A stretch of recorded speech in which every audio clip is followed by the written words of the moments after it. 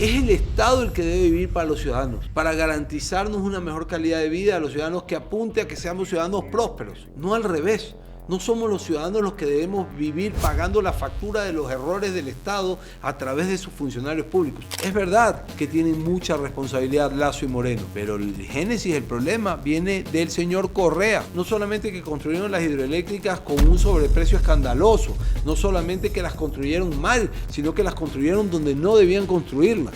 No sirven para nada. Javier Milei es muy preparado y consiguió el objetivo volviéndose el abanderado de una nueva tendencia que seguramente va a ser la que entierre a esa gran enfermedad que tiene Latinoamérica, que se llama socialismo del siglo XXI. Quienes gobernaron en el socialismo del robo del siglo XXI dejaron sembradas muchas semillas que hoy en día vamos a tener que eliminar. Say kids, what time is it?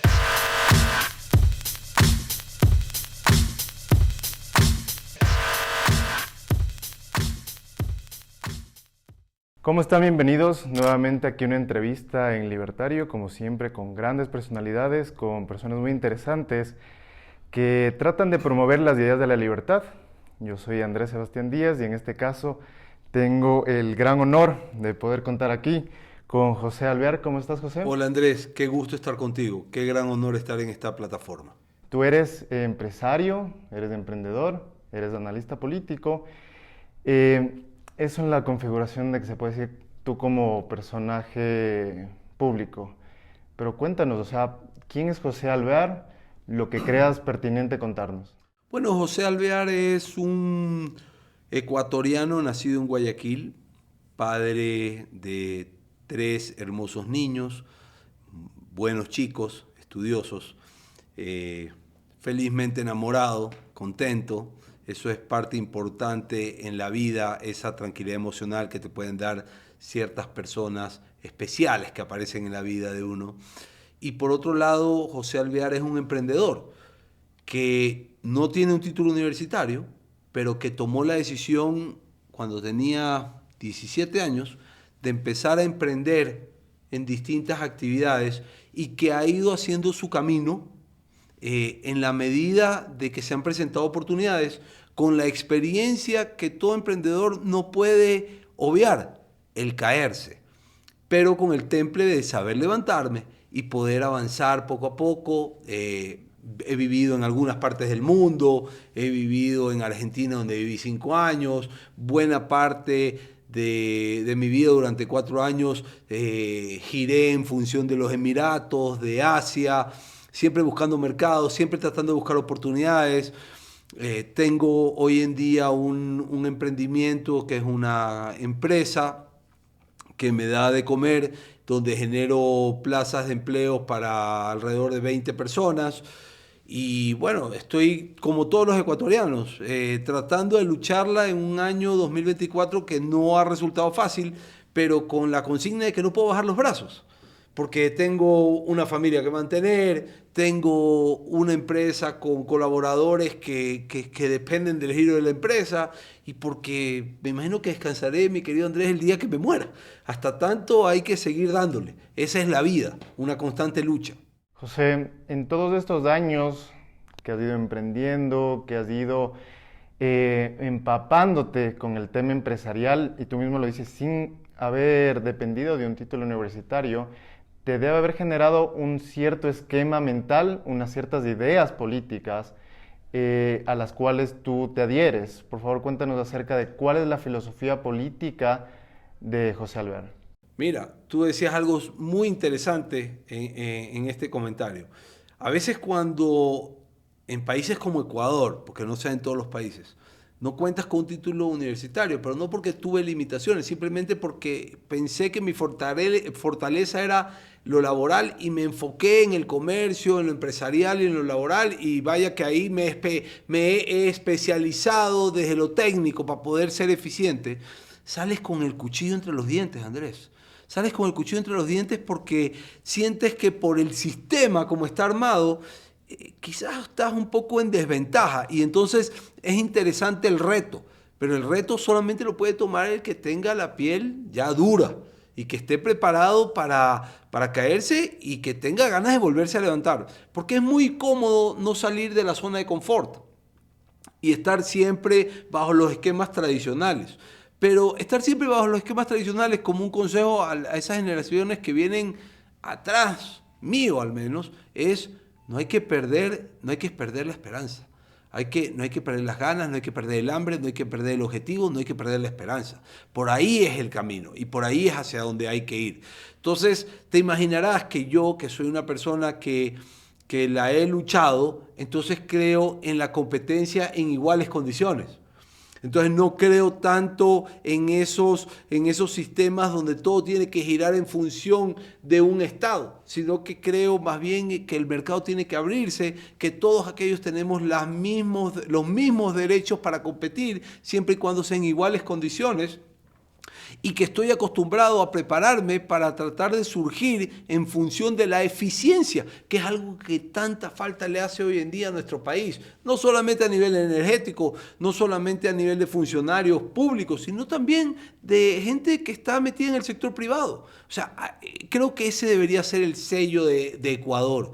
Tratar de buscar esa excelencia a través de la eficiencia, porque sucede que hoy en día vivimos en un mundo globalizado que si no estás preparado para la competencia, te comen los lagartos y no llegas lejos. No depende del tamaño del país, depende de la actitud de sus ciudadanos. Mientras sigamos pensando, Andrés, que todo tiene que girar en función del papá Estado y esa religión del Estado y eso de que si fracaso, incluso los privados, que a veces me da un poco de indignación, que cuando fracasan quieren que el Estado entre a salvarlos. No, señores. El Estado está ahí para darnos mejor calidad de vida, nosotros no estamos para darle mejor calidad de vida al Estado, es a la inversa, pero quienes somos empresarios privados y gritamos a los cuatro vientos que el Estado no debe cargarnos tanto, también debemos hacernos cargo de las consecuencias de nuestras decisiones y cada paso que damos debemos analizarla delicadamente. Entiéndase un análisis de riesgo, un estudio de mercado, para poder generar ahorro, capital, renta, empleo, que es lo que hoy hace tanta falta en el Ecuador.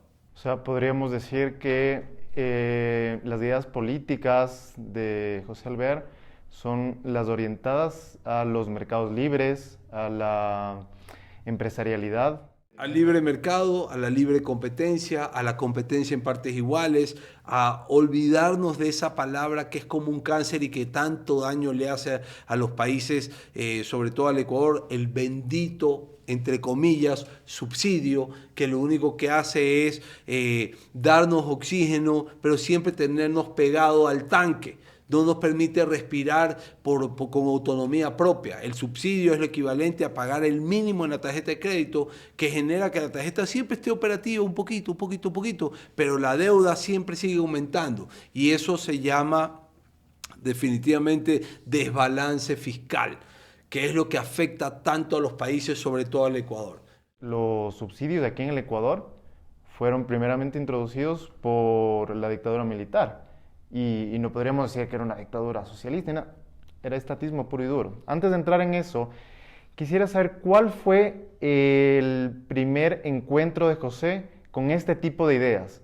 En el momento que tú dijiste como que, oigan, esto no funciona, esto de aquí definitivamente emprender, digamos, en el Ecuador, y tú emprendiste ya hace muchos años y por lo que se puede ver en la historia económica del Ecuador, no ha sido muy diferente a lo que vivimos hoy.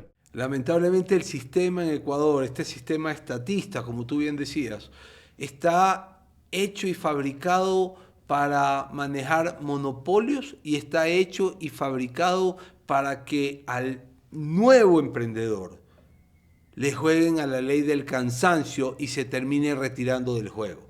Mira, cuando yo con mi socio emprendimos este proceso de tener esta compañía que hoy en día manejamos, no te imaginas los trámites, qué engorrosos que eran. Eso es una arista y tarea pendiente en nuevos gobiernos. Tienen que trabajar para simplificar los trámites en las instituciones públicas. ¿Por qué? Porque en la medida que te demoras y eres un emprendedor y cuentas con un flujo de dinero limitado, puede que no llegues al final del camino y te quedes sin gasolina, por decirlo de alguna manera. Entonces es tan importante que los trámites, que el Estado nos pueda garantizar trámites simples y rápidos para poder empezar y emprender. A veces no se quiere aceptar esta verdad. ¿Por qué no se la quiere aceptar? Por una sencillísima razón. Porque al Estado le conviene seguir siendo él el que más coma en la mesa. Entonces es un Estado que está obeso, que no quiere ponerse a dieta, que no quiere entrar a una cirugía de manga gástrica, pero que se sienta en la mesa con cada uno de los ciudadanos y cada vez va metiendo las manos en el plato del resto de los ciudadanos. Entonces, mientras que los ciudadanos cada vez comemos menos, el Estado no quiere entender que el país está quebrado, que él es parte del país quebrado y por ende no quiere remangarse ni ser austero. Más bien, todo lo contrario, quiere seguir comiendo cada vez más. Y los únicos perjudicados somos los ciudadanos. Por eso yo te decía, Andrés, minutos atrás, las cosas aquí están al revés.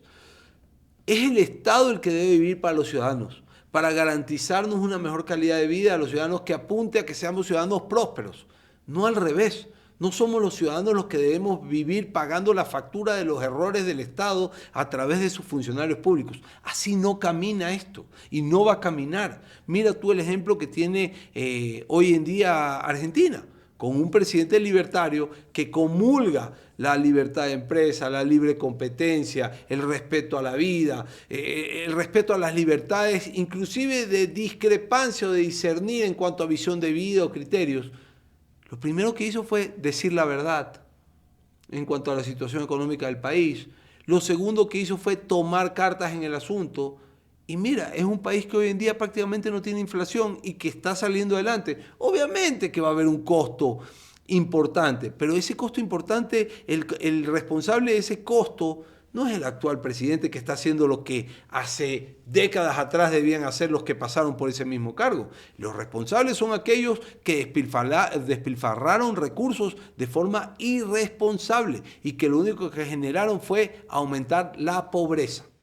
Tú fuiste uno de los promotores y por ello precisamente te conocí, de invitar a Javier Milei al Ecuador. Cuéntanos cómo fue tu primer encuentro con Javier Milei, cómo lo conociste, cómo te interrelacionaste con las ideas que pensaba. Bueno, Javier Milei es de personalidad una persona que definitivamente es muy sencillo, puertas adentro, pero que ya una vez que está sentado frente a las cámaras o frente a su público, es como que expone, se abre como un libro viejo y un libro bastante enriquecido con fórmulas y apuestas interesantes y definitivamente le mete mucha pasión a sus ideas porque está convencido que esas son las ideas y el camino que un país como Argentina debe optar y por el cual ha optado. Y por suerte, no por suerte, sino gracias al tesón y a la preparación, pues el tiempo le está dando la razón, porque la suerte no existe, la suerte es lo que necesitan aquellos que no tienen una hoja de ruta, pero él tenía claramente el camino, la hoja de ruta y el horizonte y lo que había que hacer, y el tiempo le está dando la razón.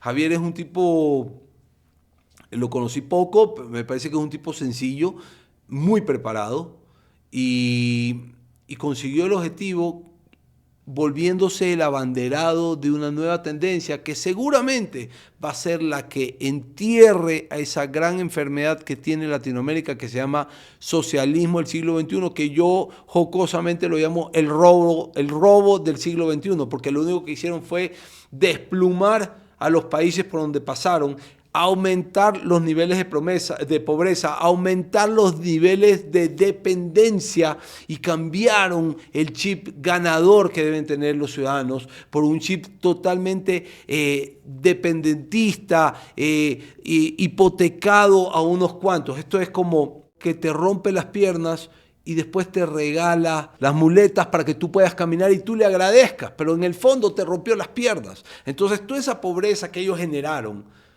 y que después vienen y te dicen, no te preocupes, yo solidario contigo te voy a regalar, paga menos gasolina o paga menos gas o te voy a regalar muchos subsidios. Pero en realidad es una consecuencia de la mala administración de ellos que la generan a propósito justamente para generar esa hipoteca de conciencias hacia el maléfico proyecto que esta gente maneja. Para que este proyecto haya tenido cabida dentro de la región hispanoamericana, fue precisamente porque previo a ello ya existía lo que tú mismo dices, esta base estatista. Acordémonos lo que fue el proceso de industrialización por sustitución de importaciones, que es estatismo puro y duro, que es cerremos los mercados, tratemos de hacer unas alianzas políticas con empresarios prebendarios para repartirse el pastel y no dejarlo crecer. ¿Y quién es el que sale perjudicado? Obviamente los ciudadanos. Con esa base que no funciona, fue que llegaron los revolucionarios del siglo XXI y obviamente teniendo un sistema que lo vendían ellos como eso es el capitalismo, eso es la larga noche neoliberal, un sistema de falacias completo, porque de capitalismo no teníamos absolutamente nada, pero en el imaginario colectivo ya insertaron eso y dijeron, aquí tenemos la receta para curar este mal. Ellos daban los diagnósticos correctos. Hay políticos corruptos, un grupo económico que se llena los bolsillos a costa de ustedes, pobres ciudadanos, y yo vengo a darles de aquí la receta mágica que obviamente vemos que fue un completo fracaso. En esa base estatista en la cual la región hispanoamericana ha tenido una mezcla de mercantilismo y socialismo, que es un sistema socio-mercantilista, parece que seguimos como un bucle en el cual vienen los unos, vienen los otros, vienen los unos, vienen los otros y no logramos salir de eso. José, Argentina parece que quiere romper ese ciclo. ¿Cómo hacemos los demás países hispanoamericanos y tú personalmente en el tema de Ecuador para romper este bucle y poder salir hacia el desarrollo económico? Mira, los ecuatorianos tienen que ser conscientes de quiénes los han llevado al bache moral y económico en el cual nos encontramos. ¿Quiénes generaron esa relación de dependencia? ¿Quiénes bajo el pretexto de que te regalaban todo, te cambiaron la cabeza y te hicieron pensar que eso era un derecho? ¿Quiénes? ¿Quiénes fueron esos? ¿Quiénes fueron los que generaron este gran daño? ¿O quiénes se presentaron como los abanderados de esta nueva tendencia a la prosperidad económica y moral como el libertarismo y terminaron reconociendo públicamente que eran socialdemócratas o de centroizquierda? ¿Quiénes lo hicieron? O sea, el ecuatoriano, si hay algo que no tiene es un dedo de tonto, entonces tiene que jugar vivo, como dicen en la calle, porque se vienen elecciones. Y hay que identificar plenamente este modelo estatista. Este modelo estatista lo aplicaron, como tú bien decías, en su momento los militares porque había una bonanza petrolera y ellos que están preparados para defender las fronteras, más no para administrar un gobierno o un estado, empezaron a regalar, a tener concesiones. El peor de los errores, porque cuando entra dinero hay que cuidarlo pensando en la época de las vacas flacas, como hicieron los europeos que pasaron por tantas guerras y aprendieron a valorar lo más mínimo que tenían, incluso en la comida. Entonces, por eso es gente totalmente equilibrada y madura en cuanto al gasto y se mide mucho con el gasto. Eso tenemos que hacer los ecuatorianos, pero cuando tengamos a la cabeza un estadista que primero nos diga la verdad, que segundo nos diga qué es lo que se va a hacer por más duro que sea, pero que tercero no deje de llevar a los responsables a responder ante la justicia, porque ese es parte del problema, que nosotros, sí, vienen los gobiernos actuales y dicen, no, es culpa del que estuvo antes que mí. Es la típica. Entonces no vienen preparados, no tienen equipo. Y quienes generaron los problemas caminan por las calles con los bolsillos llenos de dinero, mientras que el resto de los ecuatorianos vivimos en base al crédito, en base al día a día. Tenemos que luchar con un mercado que está resentido como actualmente está y de paso con 10 horas de apagones como vivimos hoy en día. O sea, las cosas tienen que cambiar. Ya no podemos votar por improvisados. Hay que votar por gente que realmente en los debates muestre de que saben qué camino hay que seguir.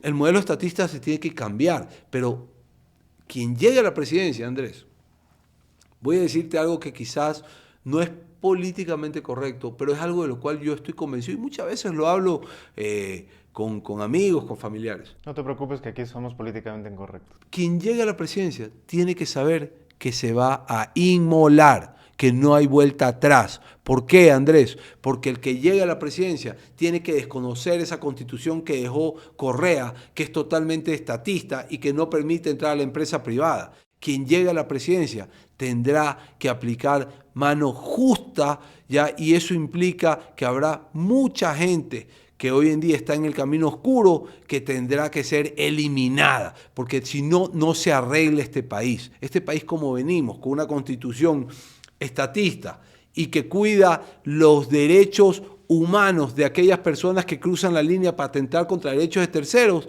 es totalmente en contra de los ciudadanos que queremos salir en paz a trabajar y que queremos tener la tranquilidad que mientras trabajamos nuestros hijos pueden estar en el parque, sin temor a que los secuestren, sin temor a que los maten, sin temor a que una bala perdida producto de un sicariato se lleve a un pariente nuestro. Eso tiene que cambiar. Por eso te digo, Andrés, quien asuma ese reto tiene que inmolarse, tiene que saber que no va a haber vuelta atrás.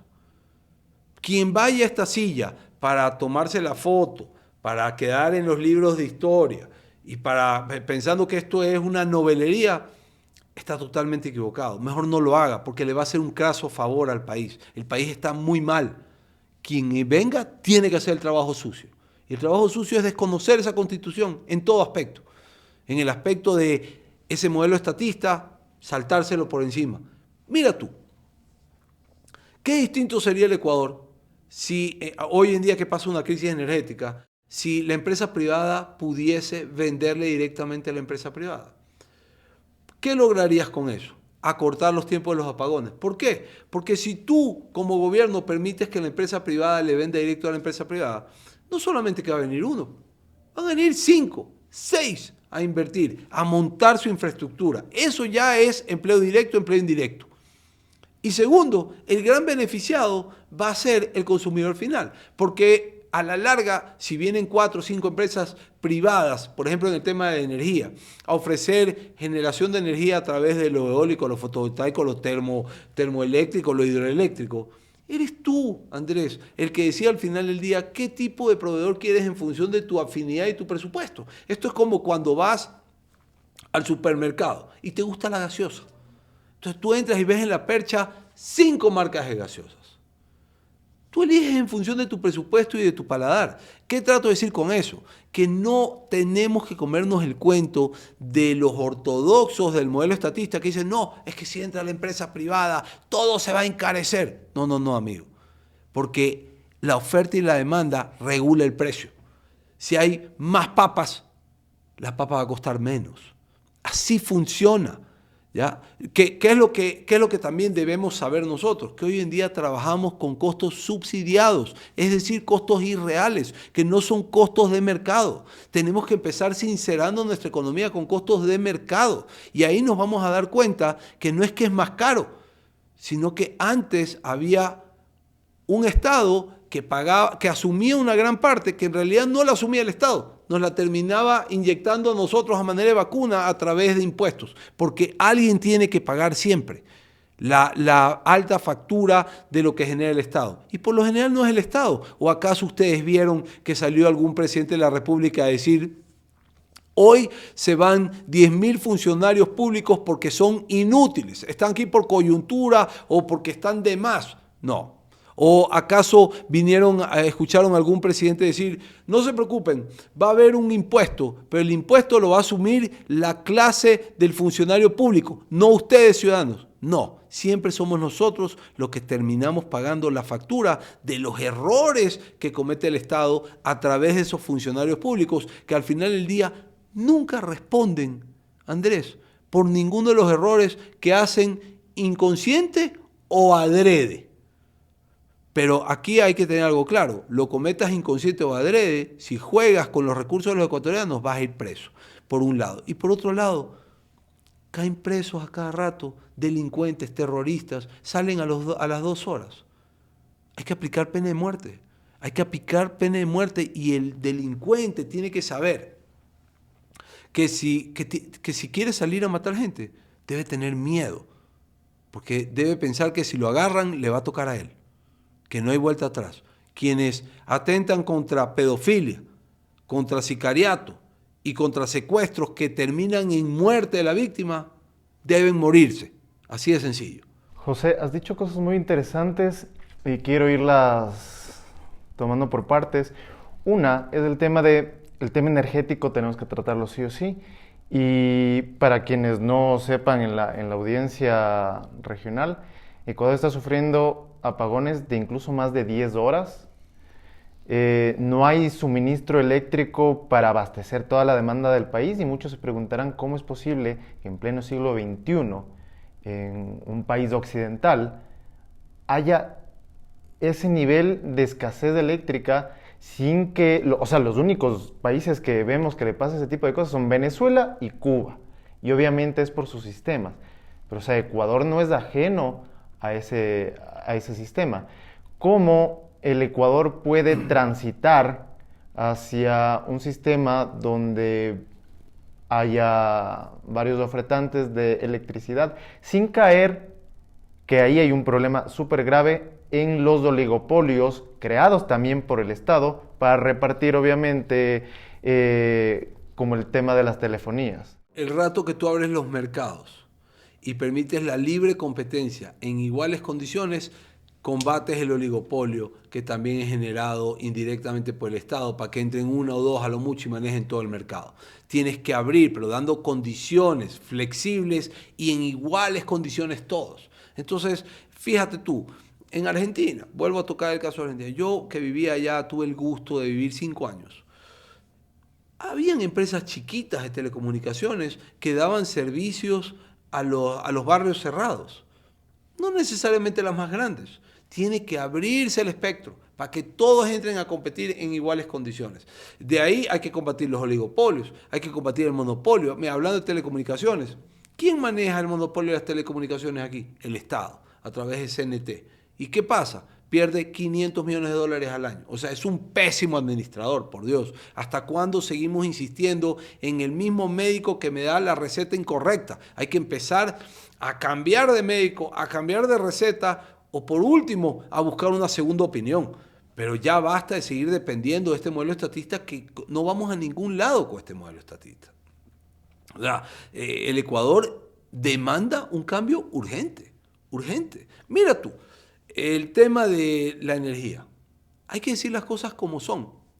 Acabo de escuchar el día de hoy que el gobierno cubano se desconecta totalmente de su sistema eléctrico y se lo manda a decir a todos sus ciudadanos porque no dan más. Ahora, acá no es que el socialismo hizo obra y entonces los que vinieron después no supieron administrar, mantener y por ende los resultados ahora son 10 horas. No, no, no. Hay que decir las cosas como son. El socialismo descriteriadamente en el gobierno de Correa se dedicó a hipotecar la matriz energética en un 75% a las hidroeléctricas que dependen del agua. Y el agua depende de variables como pueden ser los fenómenos naturales y uno de esos es el estiaje, que implica sequía, que implica que no llueve lo suficiente. Y eso es lo que nos está pasando. Entonces, la raíz del problema, más allá de dos gobiernos como el de Moreno, el de Lasso, que no hicieron absolutamente nada, que no invirtieron un solo centavo, un solo kilovatio para desarrollar el plan maestro de electricidad. La raíz del problema viene del señor Correa, que descriteriadamente y hasta malintencionadamente hipotecó toda nuestra generación de energía a los ríos, a las hidroeléctricas. Y hoy en día, ¿qué pasa? No solamente que construyeron las hidroeléctricas con un sobreprecio escandaloso, no solamente que las construyeron mal, sino que las construyeron donde no debían construirlas. No sirven para nada. La gran bandera de ellos es Coca-Cola Sinclair. Está generando 450 megawatts hora, cuando según los socialistas debería generar 1.500. ¿Pero por qué? Porque fue construida en una ubicación donde el río tiene un caudal tan agresivo que tiene una erosión enorme, donde no hay los desarenadores que son los filtros para evitar las impurezas que se llaman sedimentos. Hoy en día vas a tener que desconectar las turbinas porque hay tal nivel de sedimentos que tienes que apagarlas para que no se fundan, ya, o si no, y tienes que empezar a dragar. O sea, un sinnúmero de problemas con un sobreprecio de casi 3.000 millones de dólares. Por Dios, si a ellos dicen que les costó 6.000 millones de dólares todo lo que han invertido, mal hecho. Porque aparte a diésel, sin pensar en generación alternativa, sin pensar en el gas natural. Mira, con esos, para que tú tengas una idea de lo que es la gestión del genio del presidente socialista, hoy prófugo de la justicia, Rafael Correa. En 10 años importó para abastecer a toda esta matriz energética 500 millones de galones de diésel. A precio de mercado son que el precio del mercado del galón de diésel está en $3.75. El tipo se gastó 1.720 millones de dólares. Solo en diésel. Con esos 1.700 millones de dólares hubiéramos generado ya una matriz energética en 1.700 watts, ya megawatts, porque cada megawatt está en $1 millón. Pero se acaba el negociado político. De termoeléctricas, de eólica, de fotovoltaica, de geotermia. Pero claro, se les acaba el negociado a las mafias y a los intermediarios que han vivido generando problemas para lucrar de los mismos. Y mira tú, hoy en día el Ecuador está con 10 horas apagones. Es verdad que tienen mucha responsabilidad Lazo y Moreno, pero el génesis del problema viene del señor Correa. Hay que decir las cosas como son. Y luego viene este gobierno de Noboa, que si bien es cierto, no crea el problema, lo hereda, pero es responsable del problema. Porque en 9 meses perdieron 7 meses valiosos pajareando, cuando lo que debieron haber hecho desde el día 1 es decir la verdad, tomar acción. Y lo que están haciendo ahora, a 3 meses que se acabe el año, si lo hacían desde el mes 1 o el mes 2, te garantizo, Andrés, hoy en día no había apagones. Es que eso ya parece una costumbre ecuatoriana, ¿no? Hacerlo siempre al último, y como lo haces apurado, lo haces mal. Y lo haces mal, entonces mira tú, ya están hablando de que 250 megawatts, 100 en Salitral, 50 en Quevedo y 91 en Esmeraldas. Pero todavía no los instalaron. Están en la remoción de tierras, no han llegado ni los motores. Entonces volvemos a entrar en esa rueda de decir las cosas para ganar tiempo, pero que no son realidad. Están diciendo que ya van hasta diciembre a rentar y van a traer 450 megawatts más. Pero si solamente 60 días toma el proceso de la compra y 60 días el proceso del traslado, son 120 días, son 4 meses. Después de 4 meses ya no hay el estiaje. ¿Qué es lo que le trato de decir a la gente? Que tienen muy buenas intenciones en este gobierno, pero tarde. Y que lo que están haciendo ahora no va a servir para el estiaje de ahora, va a servir para el estiaje del 2025. ¿Por qué? Porque hicieron las cosas tarde. Esto es como los chicos, no estudiaron todo el año y a la hora del supletorio quieren meterse 50 libros en la cabeza. Ya es tarde. Hay que prepararse todo el año para no tener estos problemas. Y ojalá estos funcionarios dejen las cosas establecidas y hechas para que el gobierno que venga, sea el mismo gobierno que se reelija o sea un nuevo gobierno, tenga herramientas, porque no hay derecho que los ecuatorianos tengamos que sufrir 10 horas de apagones, porque eso nos quiebra económicamente como país. Son 50 millones de dólares al día, Andrés. Multiplícalo por 120 días, es una pérdida promedio de 6.000 millones de dólares. Por Dios. Van a quebrar al país. El sector comercial, que factura en los últimos 3 meses del año el 80% de lo que hace todo el año, hoy en día no lo va a lograr. Porque no hay luz, no pueden exponer su mercadería, nadie quiere ir a comprar, está resentido el mercado. Lo único que se incrementa es la inseguridad. ¿Tú qué crees? Y después vienen con las mágicas propuestas al estilo de baratillo de ofertas. Yo te pago la luz, yo te condono las deudas, yo le condono a la gente el tema de las aguas o simple y sencillamente no te cobro ahora la planilla. Demagogia pura, como que si el país estuviera en bonanza para poder hacer eso. Si el país está en bonanza, entonces ¿sabes qué? Devuélveme los 3 puntos del IVA que me sumaste con el cuento de que lo necesitabas. Todo es mentira. Y la verdad es que a veces puedo sonar por naturaleza contreras, pero es que en el fondo estoy harto de que me vean la cara. Porque yo, a diferencia de los que llegan, me rompo la espalda todos los días trabajando. Y tengo que luchar con clientes que me pagan tarde y que yo tengo que pagar tarde y yo quedo mal, pero eso sí, el Estado no te deja de cobrar en tiempo el SRI, la luz. Ahí sí ellos puntualitos. Entonces, ¿hasta cuándo somos nosotros los que pagamos la enorme factura de los errores de nuestros gobernantes? Eso tiene que cambiar. Por eso la responsabilidad de nosotros a la hora de ir a votar. Hay que escuchar bien esas propuestas, hay que escuchar bien ese debate y hay que exigirle a los comunicadores serios como tú que le saquen la madre a los candidatos preguntándoles cosas importantes y estructurales para salir de los problemas del país. El que venga y diga que va a solucionar los problemas en los primeros 90 minutos es un farsante. ¿Y sabes qué es lo peor de todo? Que volvemos a la misma dinámica que precisamente fue la que llevó el poder al socialismo del siglo XXI, que fue los anteriores no hacen ni dejan hacer, nosotros venimos a hacer.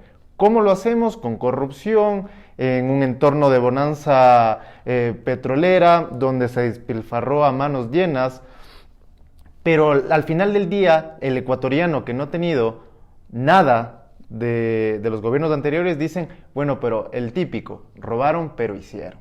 Es como que tú escuches a alguien decir, mi mujer me pone los cuernos pero cocina rico, entonces está todo bien. No puede ser así, las cosas que están mal no pueden estar manejando nuestros recursos, quienes son corruptos, quienes son inmorales, las cosas tienen que cambiar y quienes lleguen tienen que llegar con un equipo, no en ese momento recién empaparse de los problemas y decir yo no sabía y yo no tengo equipo. Porque justamente eso es parte del problema de la responsabilidad de los mandatarios de turno. José, ¿tú has pensado en entrar en política? Yo el día de hoy estoy haciendo lo que creo que debe hacer un ciudadano desde su balcón. ¿Qué es lo que creo que debe hacer un ciudadano desde su balcón? Hacer opinión, denunciar lo que crea que tiene que denunciar, aportar desde su balcón, desde su experiencia, con lo que crea que tiene que aportar. Y la vida te va llevando.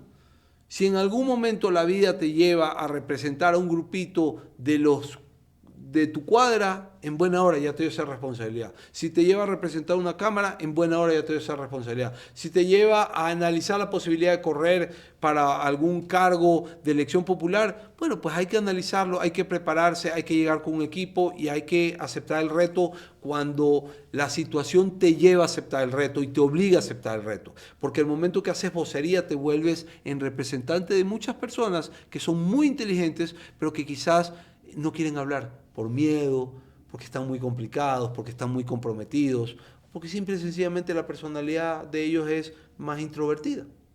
Entonces, respondiendo a tu pregunta, si en algún momento se presenta una oportunidad, la analizaré en función de las circunstancias. ¿Tú crees que es posible que las ideas liberales, como surgieron en Argentina, que fue un trabajo, no lo olvidemos, de décadas, no olvidemos del trabajo de Alberto Venegas Lynch, el trabajo de gente que, por ejemplo, está en el gobierno de Javier Milei, como Manuel Adornia, que lo entrevistamos hace unos años también aquí en el canal, y se fue creando unas condiciones que permitieron, bajo la figura de Javier Milei, sacar un proyecto político. ¿Tú ves que hay esas condiciones aquí en el Ecuador? Yo creo que se están sembrando esas condiciones en el Ecuador. Se está preparando la tierra para que haya esas condiciones en el Ecuador. Hoy lo que ha pasado, de que el Estado ha quedado expuesto como ineficiente y como corrupto, ha conseguido que muchas personas despierten y se den cuenta que quizás no es el Estado al que solamente hay que darle esa responsabilidad. Quizás hay que empezar a equilibrar un poco la balanza y ver también a todo lo que es la empresa privada o ver a los emprendedores o pensar de que de pronto hay que abrir los mercados o con una libre competencia en iguales condiciones y sin subsidios. Mientras sigamos viviendo bajo la religión del papá Estado, es como que estamos viviendo en una burbuja, es como que estamos en una gran fiesta donde estamos abusando del trago. El chuchaqui mañana va a ser terrible. José, tú dijiste algo antes que me llamó la atención y fue desconocer esa constitución socialista que dejó sembrada Rafael Correa y el entorno de la izquierda que captó primero a Rafael Correa para que represente ese proyecto que curiosamente hoy ellos mismos dicen que quieren cambiar la constitución que iba a durar 500 años. En el momento de que un proyecto político llega al poder y se atreva a hacer eso, ¿no crees que ahí estuviéramos dando un quiebre institucional que podría ser, o sea, que el remedio puede ser peor que la enfermedad? Yo creo que este país necesita cambios. Si no hay cambios drásticos, no vamos a ningún lado. Si no hay un representante del libertarismo que llegue con una fuerza política importante en la Asamblea, creo que esa persona tiene dos caminos. O llamar a una consulta y a través de la consulta llegar a un referéndum y generar los cambios, o simplemente retirarse con la frente en alto, pero no perder el tiempo.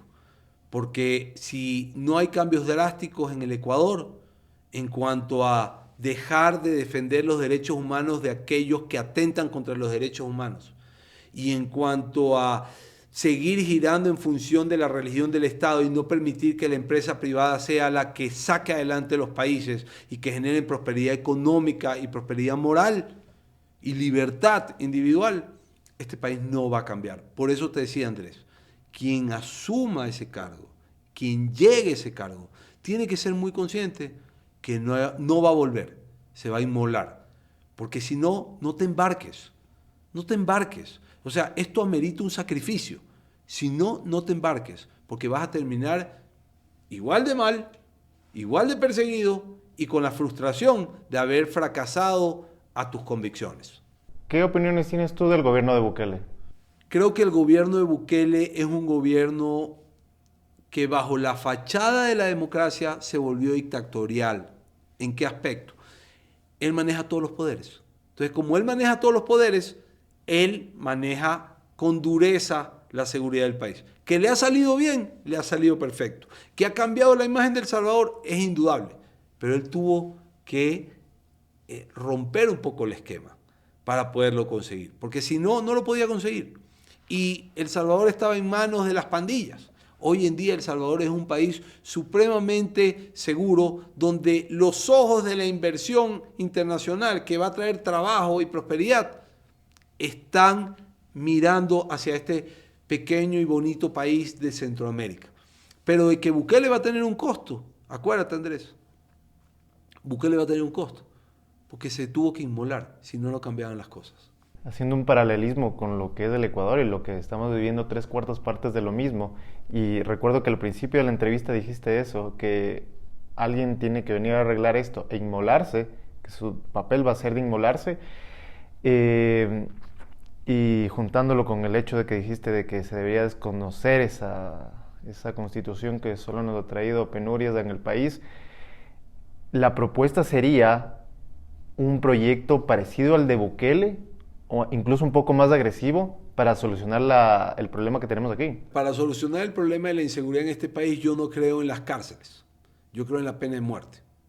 ¿Por qué no creo en las cárceles? Porque el Estado no da más con la administración de las cárceles. Con lo cual hay que cambiar las reglas de quienes quedan en esas cárceles y quienes no llegan a esas cárceles. Y por otro lado, hay que también concesionar a la empresa privada la administración, no solamente la construcción, sino la administración del PPL que está en esas cárceles. Está demostrado estadísticamente que en Francia, en Estados Unidos, ya que Francia maneja el 44% de la administración de sus cárceles con la empresa privada. Estados Unidos el 22% con la empresa privada. ¿Ya? Brasil maneja un modelo mixto de administración, de construcción y de administración de PPLs con el Estado, en conjunto con el Estado. Al igual lo hace Perú. Está demostrado estadísticamente que hubo menos reincidencia de aquel PPL que salió de una cárcel administrada por la empresa privada que por la que fue siempre manejada al 100% por el modelo estatista. Yo no creo tanto en las cárceles. Yo creo que hay que ser más transparente, porque al final del día en esas cárceles se pueden cometer abusos. Sí creo que la ley tiene que ser clara. Quien viola, quien cae en el campo de la pedofilia, quien tiene sicariato y quien secuestra y termina ese secuestro en muerte de la víctima, no puede seguir en este mundo. Porque definitivamente los ecuatorianos estamos llenos de miedo. Mira, cuando yo voy en mi auto y se parquea una moto al lado, yo sufro. Porque no sé en qué momento van a sacar un revólver, van a atentar contra mi vida o me van a querer robar. Y si voy con mis hijos, sufro el doble. ¿Por qué los ecuatorianos tenemos que salir así? Entonces tiene que haber un cambio. No al modelo de Bukele, porque el modelo de Bukele no es que tampoco ha abierto las puertas en su totalidad a la empresa privada. Más al gobierno de Milei, pero siendo inflexible y con mano justa en cuanto a aquellos que atentan contra la vida de los ecuatorianos. Y esos que no atentan y que están en las penitenciarías o en los centros de rehabilitación, tienen que hacer lo que hoy en día está haciendo Javier Milei. Tienen que incorporarse a hacer obra, a trabajar. No pueden estar solamente metidos ahí, porque de alguna manera tienen que retribuir el daño que han hecho. Y yo hoy hablo desde mi posición del ciudadano. Yo ya no tolero más ver gente que muere en las calles. O sea, voy a terminar también yéndome del país. Yo no quiero eso. Yo quiero que mis hijos vivan aquí, estudien aquí, y que mis nietos, si algún día los tengo, me vengan a visitar aquí. Pero para eso tiene que haber un cambio, pues todo está mal. Quienes gobernaron en el socialismo del robo del siglo XXI dejaron sembradas muchas semillas que hoy en día vamos a tener que eliminar. José, para ir terminando la entrevista que ha sido completamente disruptiva en lo que se escucha normalmente de lo que necesita el Ecuador, ¿qué mensaje final le puedes dar a nuestra audiencia? Tal vez desde un aspecto más positivo, porque digamos por lo menos los que nos escuchan en Ecuador ven todo completamente perdido, como que no hay solución y que la única vía que existe es la que te lleva hacia el Aeropuerto Internacional de Quito. Solamente dependo de ti, le dijo el loco al espejo. ¿Qué quiere decir eso? Dependemos solamente de nosotros. Olvidémonos de depender del Estado, dependemos solamente de nosotros. Y para que esto salga adelante, cada uno de nosotros tiene que sumar fuerzas. Y para sumar fuerzas, primero no podemos bajar los brazos. Tenemos que reconstruirnos en base a las circunstancias. Hubo una pandemia y los ecuatorianos salimos adelante. Ahora hay una crisis de inseguridad y energética y los ecuatorianos tenemos que reinventarnos y salir adelante, porque solo dependemos de nosotros. Olvídense del Estado. Y el libertarismo es la única fórmula que nos va a traer verdadera libertad y prosperidad económica y moral. Vamos hacia allá, preparándonos, haciéndonos escuchar, siempre con respeto. Y yo creo que el país tiene muchas chances de salir adelante. Enterremos a esos malos políticos, o a esos malos representantes, o a esos caudillos. Enterrémoslos en las urnas. No los dejemos que lleguen nunca más. No nos dejemos comer al cuento. Apostemos a gente preparada, que nos convenza por sus propuestas, no por su físico. Eso es lo que puedo decirles, Andrés. Muchas gracias.